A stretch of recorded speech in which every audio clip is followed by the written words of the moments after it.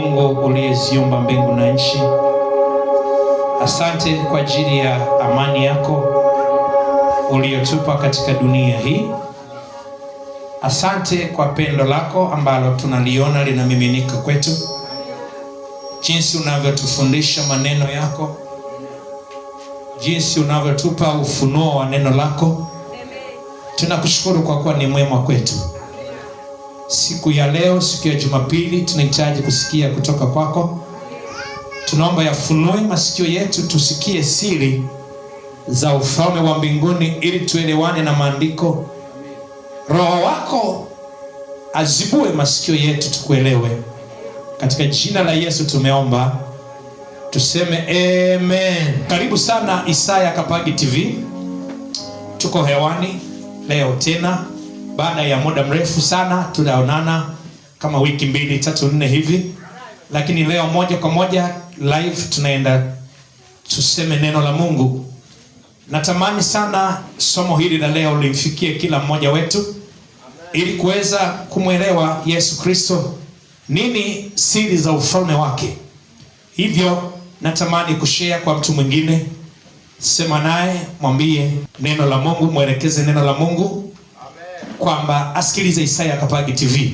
Hivyo leo tuna somo la ajabu kidogo lenye kichwa cha somo, dhahabu iliyosafishwa kwa moto ni kitu gani?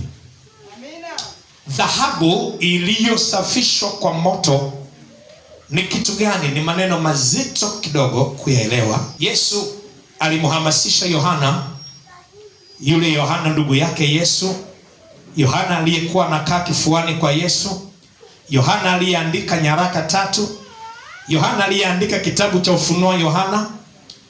Yohana anaambiwa na Yesu, waambie wanunue kwangu dhahabu iliyosafishwa kwa moto. Maneno haya yalikuwa ni maneno machungu, ni maneno ambayo mpaka leo huwezi kuyaelewa, huwezi kujua yalikuwa na maana gani, yalikuwa na msingi gani.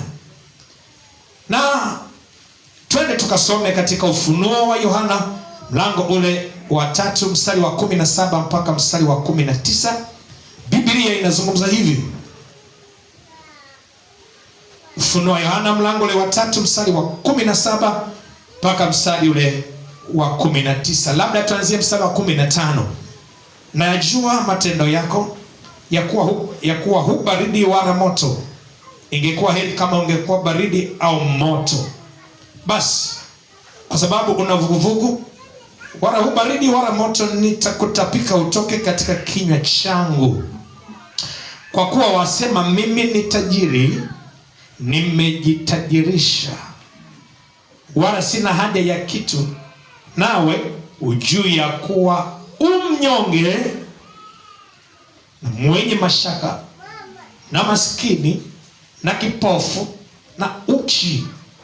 Mstari wa 18, nakupa shauri ununue kwangu dhahabu iliyosafishwa kwa moto, upate kuwa tajiri, na mavazi meupe upate kuvaa, aibu ya uchi wako isionekane, na dawa ya macho ya kujipaka macho yako upate kuona. Ni maneno magumu, ni maneno mazito ambayo usipofunuliwa na Roho wa Mungu huwezi kuyaelewa, huwezi kuyajua. Miaka mingi tumekuwa tukisoma maandiko kama haya, miaka mingi tumekuwa tukipita katika maandiko haya, lakini ni vizuri sana, ni vigumu sana kuyaelewa. Ununue kwangu dhahabu iliyosafishwa kwa moto. Mbona ni maneno machungu? Ni dhahabu gani iliyosafishwa kwa moto? Je, Mungu anasafisha dhahabu kwa moto? Je, Mungu kuna dhahabu anaziuza twende tukazinunue kwake? Jibu ni la. Dhahabu, mapema sana nataka nikufafanulie dhahabu inayozungumzwa hapa ni kitu gani. Dhahabu inayozungumzwa hapa ni utajiri wa milele. Mungu anamwambia Yohana, waambie kanisa la Laodikia waje kwangu wanunue utajiri wa milele, utajiri udumuo milele na milele mbinguni, utajiri usioharibika milele. heshima idumuyo milele na milele. Hii ndiyo dhahabu. Mungu anatualika wanadamu wote duniani, popote unaposikiliza injili hii, mahubiri haya, neno hili, unaalikwa ununue dhahabu iliyosafishwa kwa moto. Tena katika Isaya mlango ule wa 55 anasema ununue bila fedha, ununue divai, ununue maziwa kwa Yesu bure, bila fedha. Tununue dhahabu iliyosafishwa kwa moto. Hebu tuangalie dhahabu iliyosafishwa kwa moto katika Mithali mlango ule wa 8. Mithali mlango ule wa 8 mstari ule wa 18. Biblia inazungumza hivi. Mithali 8:18 mpaka 21. Utajiri na heshima ziko kwangu. Unasikiliza utajiri huo? Sio utajiri wa dunia hii, sio mali ambazo wanadamu wanapapatika nazo katika ulimwengu huu. Anasema utajiri na heshima ziko kwangu, nao utajiri udumuo na haki pia. Matunda yangu upita dhahabu ile uliyosikia, naam, dhahabu safi, na faida yangu upita fedha iliyoteule. Natembea katika njia ya haki, katikati ya mapito ya njia ya haki, katikati ya mapito ya hukumu, niwalithishe mali wale wanipendao, tena nipate kuzijaza hazina zao.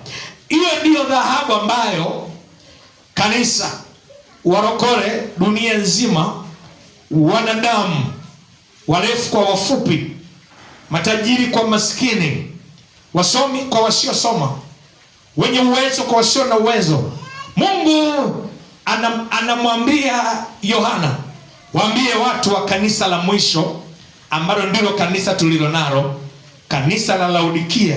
Hili linaitwa kanisa la 7. Kanisa la Laodikia limeanza mwaka 1905, liko mpaka leo mwaka 2026. Ndiyo kanisa la mwisho ambalo litamleta Yesu Kristo katika unyakuo wake. Sasa Yesu anahamasisha, anasema, enyi kanisa la mwisho. Kanisa ni mtu, kanisa ni mimi, kanisa ni askofu, kanisa ni mchungaji, kanisa ni padri, kanisa ni yeyote anayesikiliza, awe Muislamu awe ni mpagani, yeyote anayesikiliza. Wewe unaweza kuwa nyumba ya Mungu, unaweza kuwa kanisa la Mungu. Bwana Yesu asifiwe. Sasa Mungu anatoa mwaliko, anasema, ndugu zangu, njoni kwangu mpate utajiri na heshima ziko kwangu. Utajiri udumuo kwa namna ipi? Kwa namna ile unavyonunua dhahabu yangu mimi Yesu, unaupata huo utajiri. Kwa namna ile unavyoipata dhahabu yangu mimi, ndivyo unavyoupata utajiri, utajiri udumuo na haki yote pia. Bwana Yesu asifiwe. Bwana Yesu asifiwe.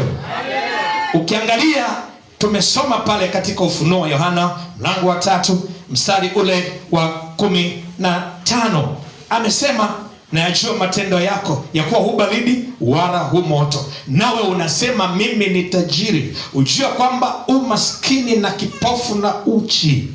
Kanisa la Laodikia, ambalo ndilo kanisa tulilo nalo leo, ni kanisa ambalo linafikiri kwamba ni tajiri, linafikiri kwamba lina fedha, linafikiri kwamba limetajirishwa, limetajirika, lakini lisijue utajiri lililo nao, utajiri wa dunia, ni utajiri utakaoleta aibu, ni utajiri utakaoleta umasikini wa milele, ni utajiri utakaoleta aibu ya milele, ni utajiri utakaoleta uchi wa milele, ni utajiri utakaoleta sononeko na vilio milele na milele. Anasema, na kujua kanisa la Laodikia, unasema wewe ni tajiri, lakini nakualika, njoo kwangu ununue dhahabu iliyosafishwa kwa moto. Ndio kanisa tulilo nalo.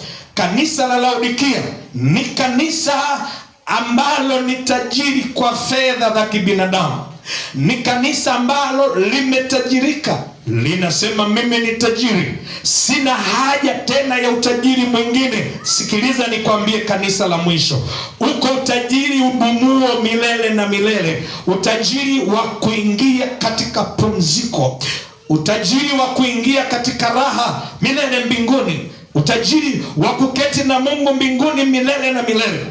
Kanisa linasema ni tajiri sasa hivi. Ni kweli ni tajiri, lakini utajiri wa kanisa tulilo nalo leo ni utajiri wa kishetani, ni utajiri wa kiganga, ni utajiri wa kipagani, ni utajiri ambao Mungu aligombana na Wayahudi miaka mingi iliyopita kabla Yesu hajaja.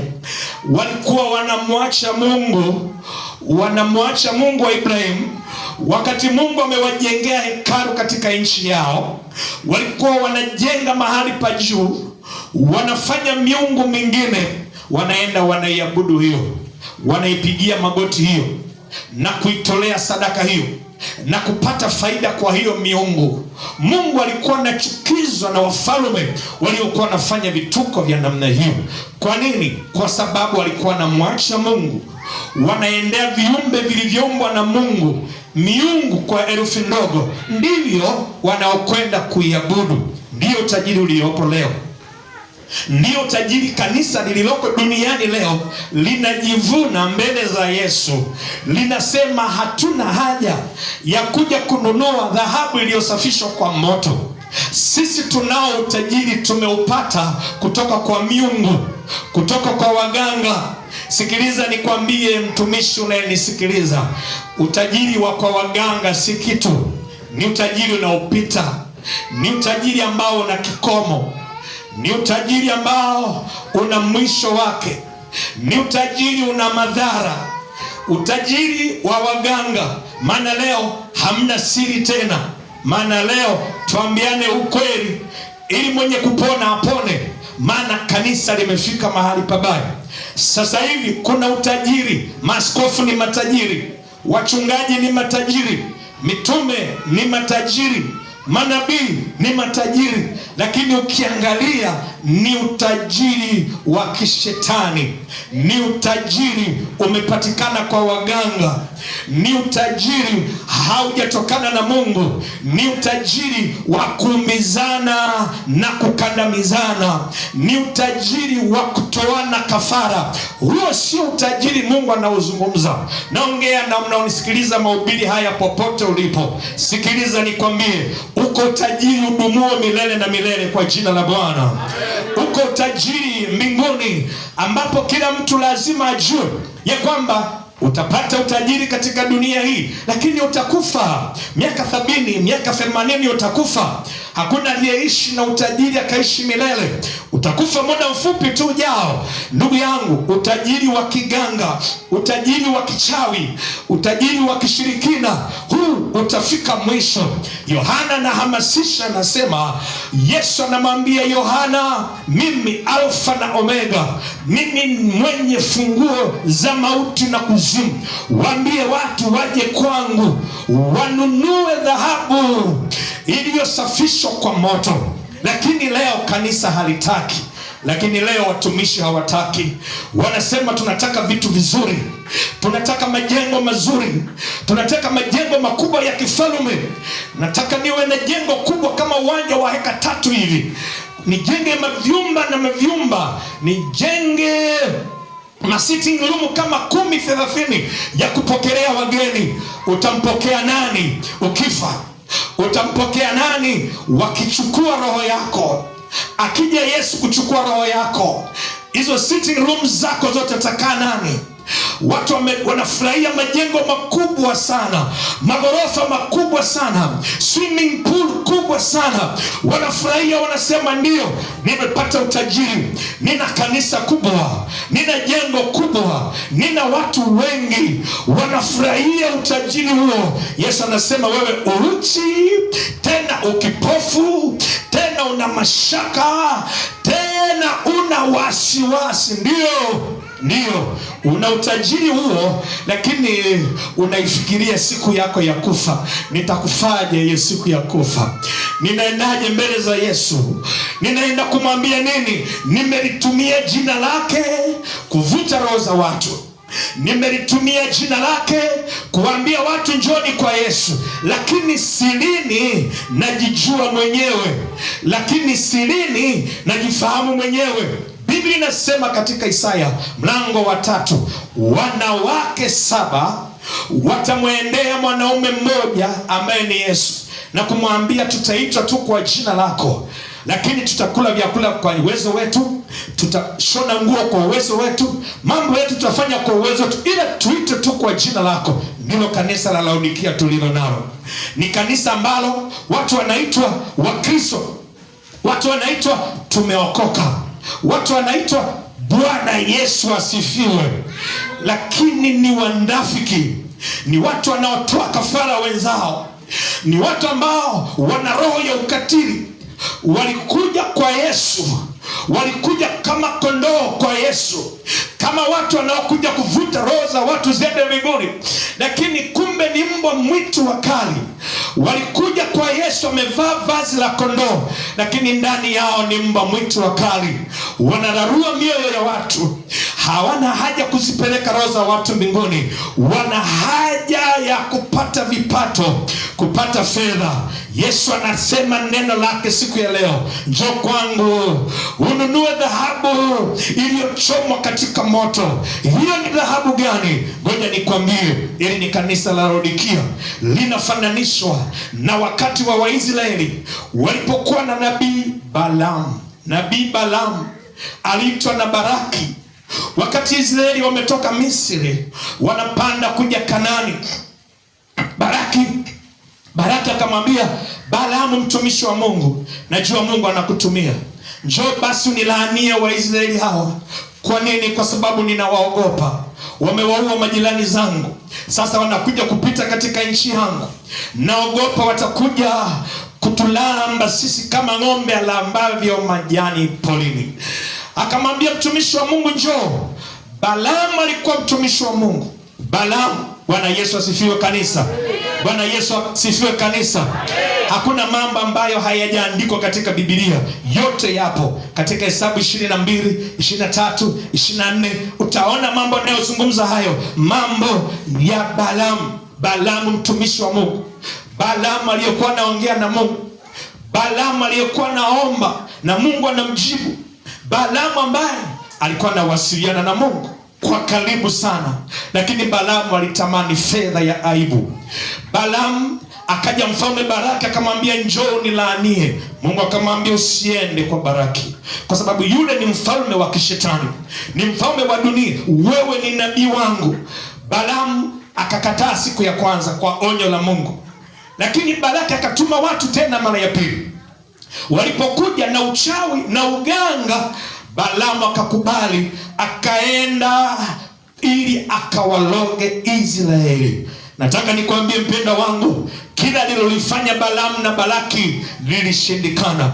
Kila lilolifanya Balaamu na Balaki lilishindikana. Walijaribu kutoa sadaka za ng'ombe, walijaribu kutoa sadaka za aina mbalimbali ili wawaloge Israeli, walishindwa kwa sababu lile ni taifa la Mungu. Jambo gani naongea hapa? Nasema hivi, hili ndilo kanisa tulilo nalo leo.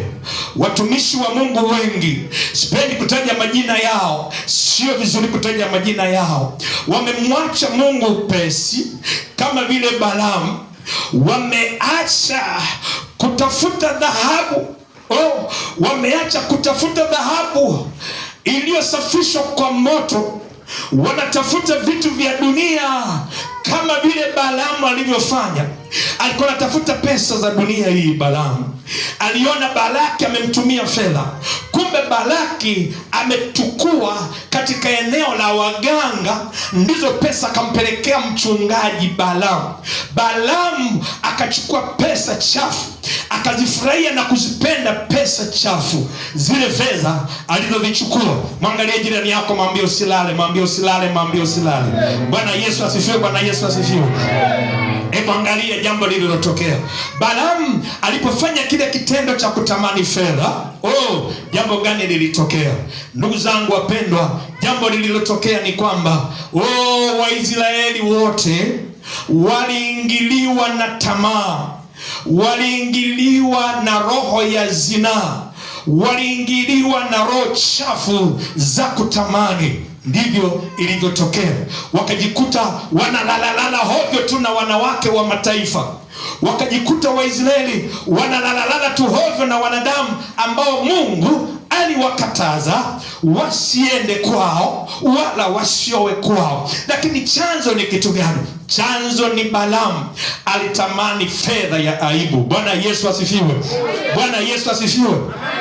Balaamu alitamani fedha ya aibu. Alipotamani fedha ya aibu, Balaamu akaipokea ile fedha, aliwaambukiza Israeli wote, na wao wakapokea roho. Shetani anapokupa fedha, shetani unapofanya agano naye, shetani anapofanya agano na wewe, mkakubaliana akakupa fedha, kitu anachokuachia, anakuachia tamaa, anakuachia zinaa, anakuachia uwe na tamaa. Wewe kiongozi wa kanisa, mpaka wachungaji walio chini yako, mpaka waumini wako wote wanakuwa na tamaa, wanakuwa na zinaa, wanakuwa wanapenda uzinzi na uasherati.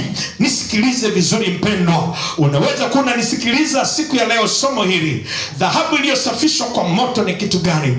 Na baada ya kusikiliza somo hili unajiuliza, mbona mimi nimeokoka? Mbona mimi ni mchungaji? Mbona mimi naomba kwa roho? Mbona mimi ninafunga na kuomba? Lakini imekuwaje? Mbona nimekuwa na tamaa na mabinti?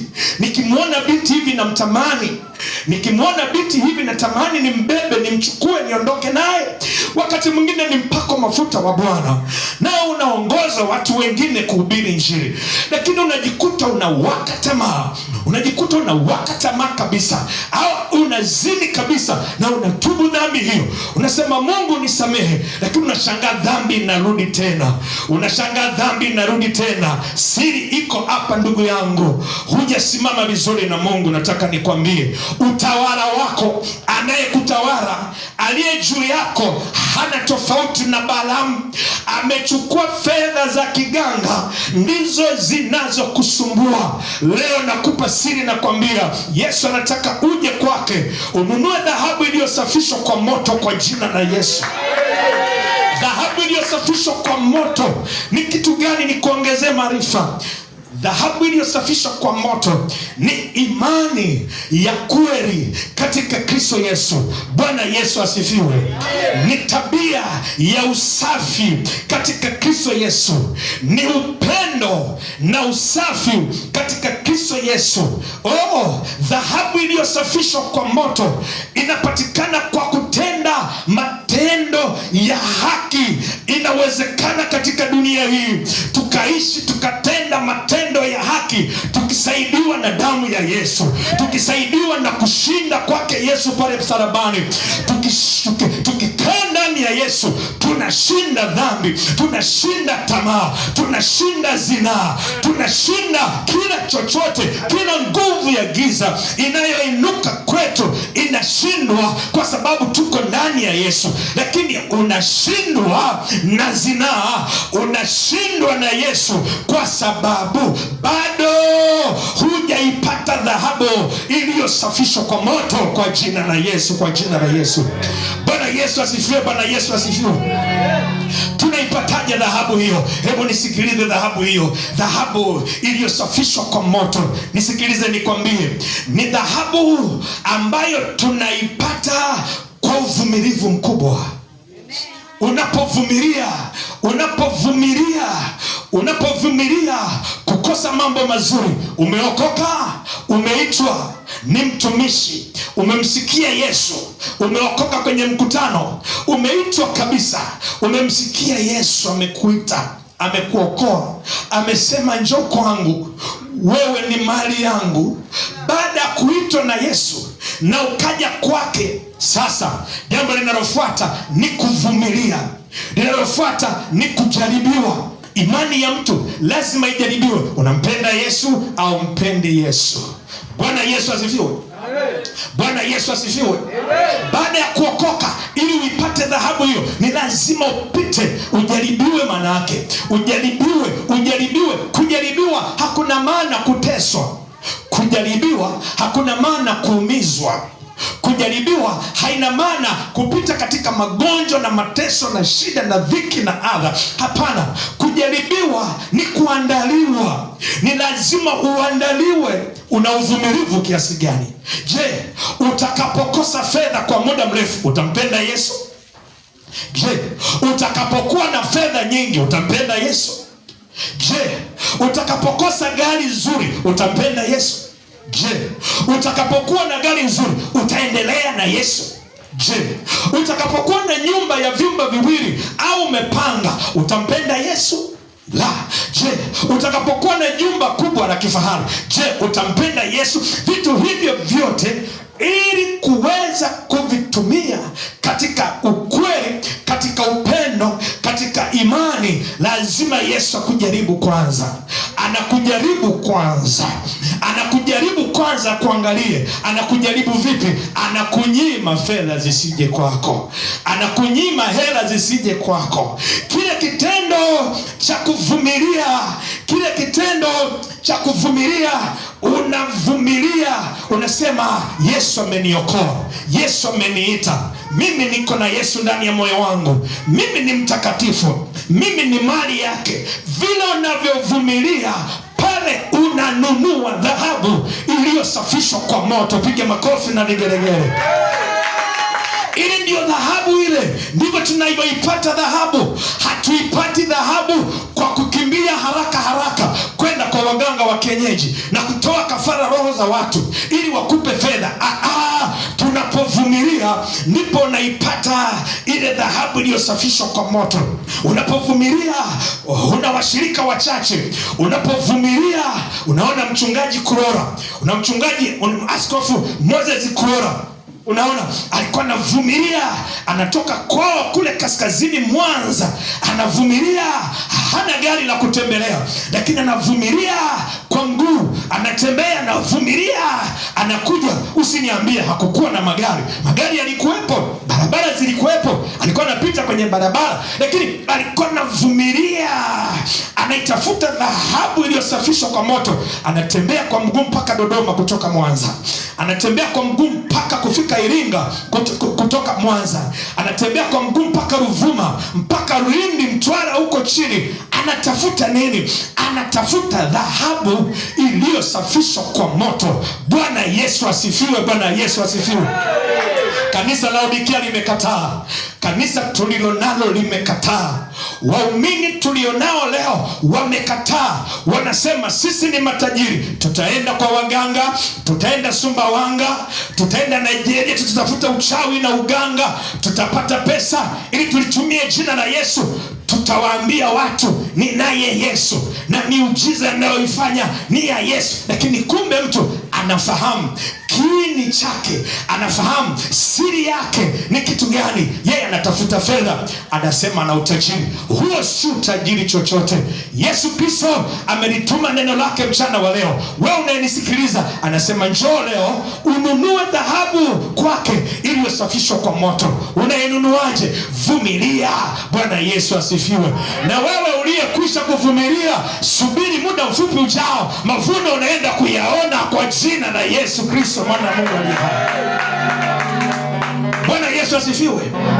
Anasema Yesu, njoo kwangu uvae, nikupe vazi jeupe ambalo ni matendo ya haki ya watakatifu. Baada ya kanisa kunyakuliwa, ngoja nikwambie wapendwa, kuna watu ambao wataachwa katika unyakuo. Hawatanyakuliwa, wataachwa. Hao Biblia inasema watafua mavazi yao katika damu ya Yesu. Maana yake ni kwamba wao watateseka kwa namna moja ama nyingine, kama Yesu alivyoteseka. Ufunuo 7:14, watateseka kama Yesu alivyoteseka na wataumizwa, watauawa, ndipo waupate ufalme wa Mungu. Sikiliza maneno haya. Kumbe wapendwa wangu, ili kununua dhahabu iliyosafishwa kwa moto, ili tuipate hiyo dhahabu, ni lazima ukubali kuvumilia. Bwana Yesu asifiwe. Bwana Yesu asifiwe. Lazima uvumilie kukosa fedha, uvumilie kutukanwa. Wapumbavu hawa wanasema wameokoka, wanashinda kwenye maombi, wanaomba hawa. Uvumilie hayo. Sema amina, sema amina.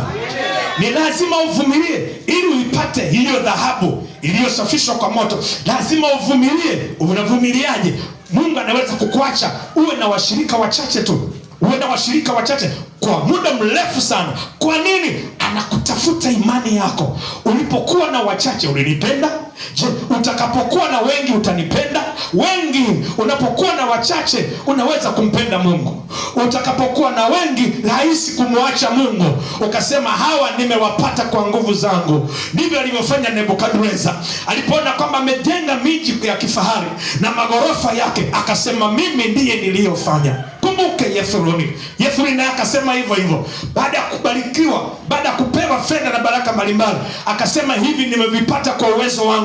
Akamtukana Mungu, akampiga mateke Mungu. Ndivyo mwanadamu alivyo. Kwa hiyo Mungu kitu anafanya, anatuacha kwa kitambo, anatujaribu kwa kitambo, anaipima imani yetu kwa kitambo. Anaangalia, je, hawa ni wavumilivu? Hawa watu wana uvumilivu kiasi gani? Vile unavyovumilia, kumbe unakuwa unanunua dhahabu iliyosafishwa kwa moto. Bwana Yesu asifiwe. Bwana Yesu asifiwe. Unapovumilia, umekaa chumba kimoja na mumeo, watoto wawili wanazaliwa humo na bado hujaona mlango wa fedha, hapo unanunua utajiri, udumuo kwa uvumilivu. Kwa nini? Bado unampenda Yesu hata hapo, bado unamkubali Yesu hata hapo, bado unamfurahia Yesu hata hapo. Endelea kufanya hivyo, dhahabu utaipata katika jina la Yesu. Endelea kufanya hivyo, dhahabu utaipata katika jina la Yesu. Bwana Yesu asifiwe. Bwana Yesu asifiwe. Bwana Yesu asifiwe. Imani inasafishwa. Imani unapokuwa unavumilia vile, ni kwamba unasafishwa. Ni mfano unapojaribiwa. Nimesema sio majaribu ya kuumia, kuteseka. Uvumilivu tu, yani kupewa ile roho ya uvumilivu. Unapovumilia ndipo unafikishwa kwenye kiwango cha dhahabu. Watu wengi hatujafahamu. Dhahabu inatofautiana, ndugu zangu. Inatofautiana uzito na inatofautiana usafi. Bwana Yesu asifiwe. Bwana Yesu asifiwe. Kuna viwango vitatu vya dhahabu ambavyo navifahamu mimi, kama kuna vingine sijui. Kuna uzito na kuna usafi. Sasa kuna hii usafi hii, kuna aina tatu, inaitwa karati. Hii karati, kuna karati 24, kuna karati 22, kuna karati 18. Hivi vyote ni viwango vya usafi wa dhahabu. Yaani hii dhahabu yenye karati 24 maana yake ni safi zaidi kuliko ile yenye karati 22. Na hii ya 22 kuna ya 18 na hii ni bora zaidi kuliko 18. Sasa hebu sikiliza. Hii yenye karati 18 maana yake mauzo yake yapo chini sana, hayana thamani kwa sababu ni usafi wa chini. Hebu linganisha hii karati 24, hii usafi wa karati 24 ni sawa. Gramu moja ya dhahabu hiyo unauza kwa dola za Kimarekani 134. 134 unauza gramu moja ambayo ina karati 24, ambayo ina usafi wa karati 24. Unauza gramu moja kwa dola 134. Gramu moja, sio gramu 100, gramu moja ambayo kwa pesa ya Kitanzania gramu moja unauza kwa shilingi 351,051. Hebu sikiliza sasa. Anasema njoo ununue kwangu dhahabu iliyosafishwa. Manake ni hii ambayo gramu yake moja ni 351, yani 351,000 unaiuza gramu moja. Je, ukiwa na gramu 100 una shilingi ngapi? Una hela nyingi sana sana. Sasa wapenda wangu, yeyote anayevumilia kukosa, kupungukiwa mahitaji mbalimbali, kuna vitu havendi sawa sawa, kwa sababu uko ndani ya Yesu unavumilia, manake utapewa hii dhahabu ya thamani kubwa kiasi hiki, 351,000 gramu moja. Je, zikiwa gramu 1,000 una shilingi ngapi? Najaribu kufananisha utajiri wa duniani na utajiri wa mbinguni. Utapewa utajiri udumuo na haki yote pia katika jina la Yesu, katika jina la Yesu. Bwana Yesu asifiwe. Shida yetu sasa, hatutaki kujaribiwa. Shida ya Watanzania na dunia yote kwa jumla, hatutaki kujaribiwa. Hatutaki. Tunataka tupate haraka.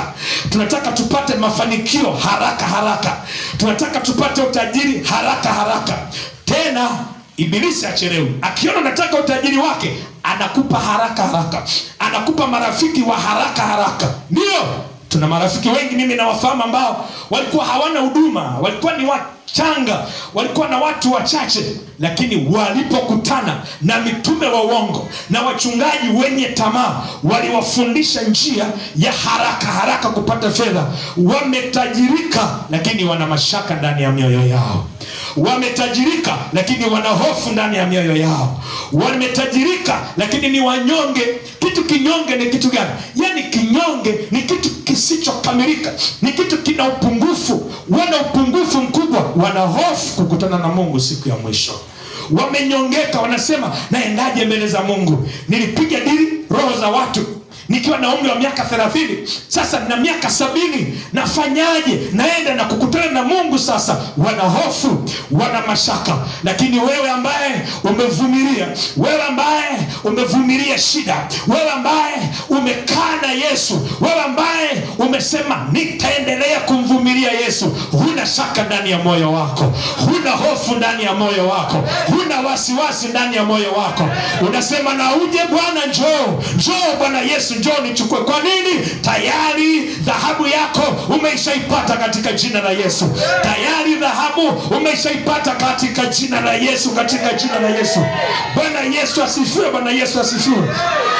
Kweli ndugu zangu, hawa wenzetu wa dunia wanaonekana wamepata pesa, wana majengo makubwa ya kifahari, utafikiri ni wafalme, jengo kubwa hapa mpaka kule. Kweli wana magari mazito, gari ya milioni 200, milioni 400. Kweli umefanikiwa, lakini kuingia pale mbinguni, huwezi kuingia kwenye utajiri wa Baba wa milele na milele, huwezi kuingia. Leo kelele inapigwa, leo mbiu inapigwa. Leo Yesu anapiga kelele. Alipiga kelele kwa Yohana, anasema njoo ununue kwangu dhahabu iliyosafishwa kwa moto, njoo ununue kwangu. Unanunuaje sasa? Ikiwa umeingia kwa shetani, ndio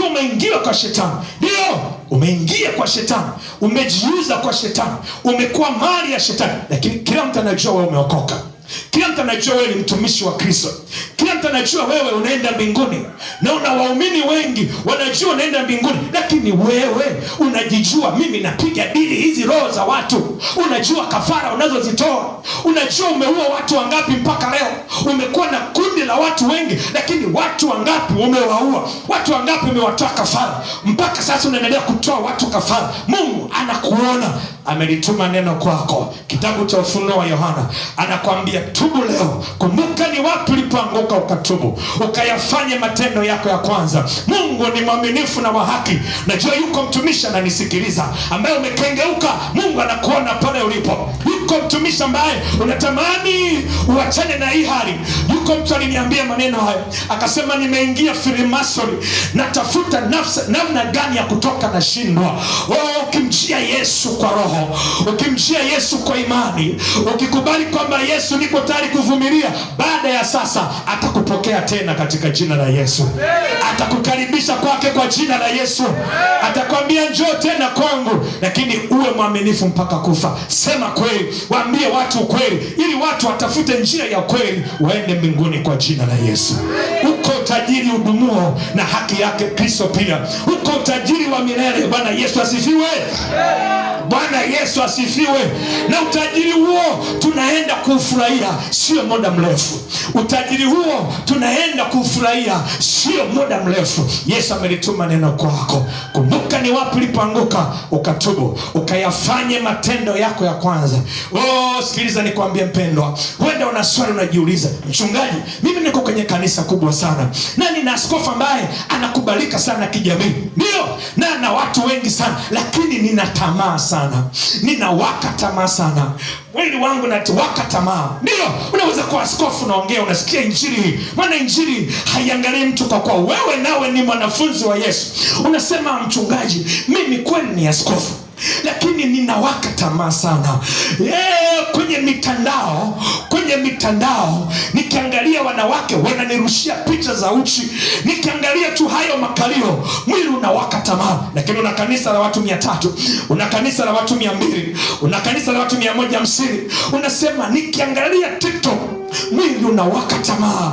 Yani nasikia kufanya zinaa, na sio siri mchungaji, mpaka sasa hivi na magrupu ya wanawake wanaonirushia mikanda ya picha za uchi. Sasa unajiuliza, mimi nampenda Yesu, mimi nimeokoka. Ngoja nikwambie mpendwa, Baraki, Waisraeli wengine hawakufahamu ya kwamba Balaamu ameagana na Baraki. Hawakufahamu. Wao waliona tu dhambi imeingia. Na wewe, kofia ulio nayo, ndio ukweli nikwambie, kofia ulio nayo, kifuniko kilichokufunika, elementi ulio nayo, labda nikwambie ukweli, anayekutawala juu yako, muangalie vizuri. Biblia inaniambia katika Yakobo, waangalieni sana waliokuwa wanawaongoza, muangalie na mwisho wao, mkaige mfano kwao.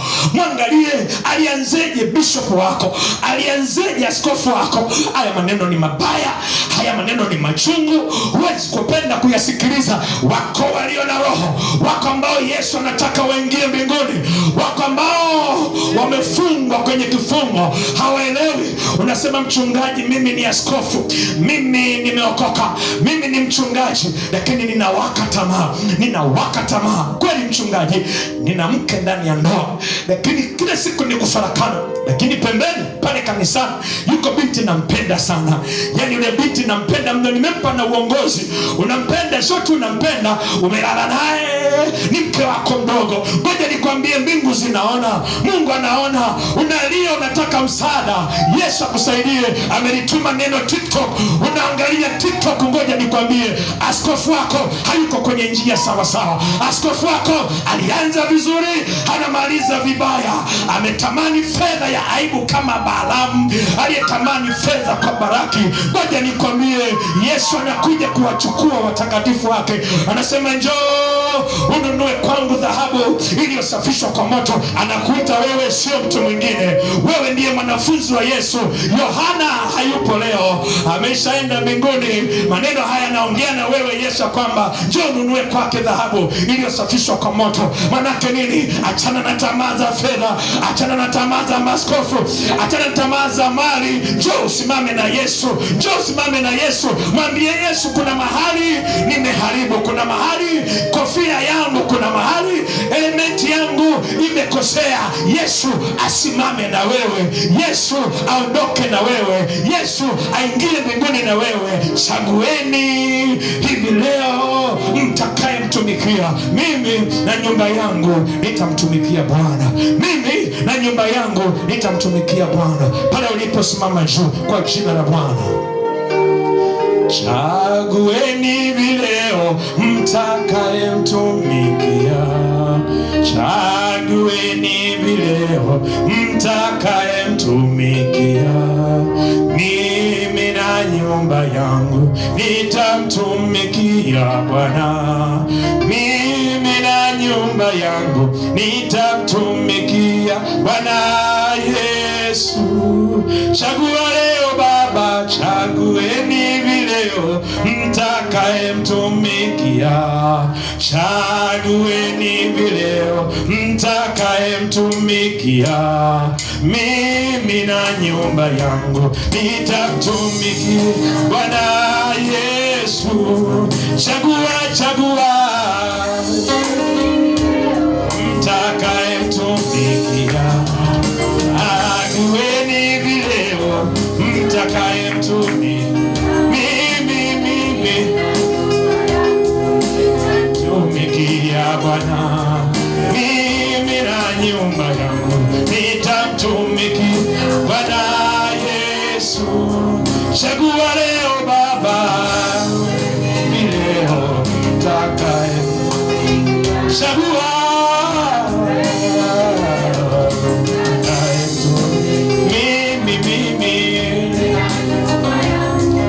nitamtumikia Bwana, mimi nyumba yangu nitamtumikia Bwana Yesu.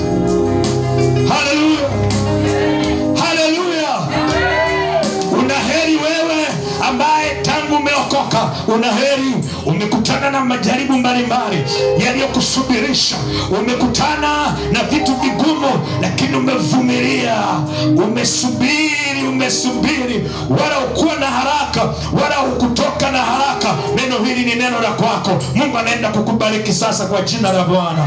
Sio tu tajiri wa mbinguni, sio tu dhahabu iliyosafishwa kwa moto. Wewe uliyevumilia mabaya, naongea na wewe mtumishi wa Mungu, umevumilia mabaya, umevumilia shida. Mimi ni mhubiri ambaye Mungu amenipaka mafuta niseme na dunia, nasema na dunia, naongea na dunia. Unaweza usinielewe vizuri, lakini kuna mtu ananielewa. Wewe uliyevumilia mchungaji pale ulipo, umevumilia kuwa na washirika wachache, umevumilia unakaa chumba kimoja na familia yako yote, lakini hujamwacha Yesu. Nisikilize neno la Bwana. Umeipata dhahabu iliyosafishwa kwa moto, umeupata uzima wa milele. Akamwambia Petro, wewe umeacha vyote, nitakupa udhia, lakini pia na ufalme wa Mungu nitakupa. Nitakupa mara 100 duniani, lakini na mbinguni nitakupa na udhia pia. Umevumilia udhia mpendwa, umevumilia shida. Naongea na wewe uliyeketi katika ibada ya leo, umevumilia mambo mengi, umevumilia njaa kwa Yesu, umevumilia magonjwa kwa Yesu, ndio umevumilia kutukanwa kwa Yesu, ndio umevumilia hali mbaya ya maisha kwa Yesu, ndio. Yesu anaongea na wewe. Ulikuwa unatafuta dhahabu iliyosafishwa kwa moto, ulikuwa unatafuta dhahabu iliyosafishwa kwa moto. Leo ninakwambia Yesu anasema usimwache Yesu, anaenda kukubariki sasa. Usimwache Yesu, anaenda kukuinua sasa. Usimwache Yesu, anakwenda kukupa mara 100 katika dunia hii. Usimwache Yesu tena. Usimwache Yesu, usimwache Yesu. Weka mikono mbinguni, weka mikono mbinguni. Wewe ambaye umepita katika moto, ulikuwa unatafuta dhahabu iliyosafishwa kwa moto. Wewe ambaye umepita katika kupigwa, umepita katika kupigwa, pesa zako zote zimepotea, umetoa sadaka, umetoa zaka, umetoa mali zako, lakini ndio vyote vimepotea.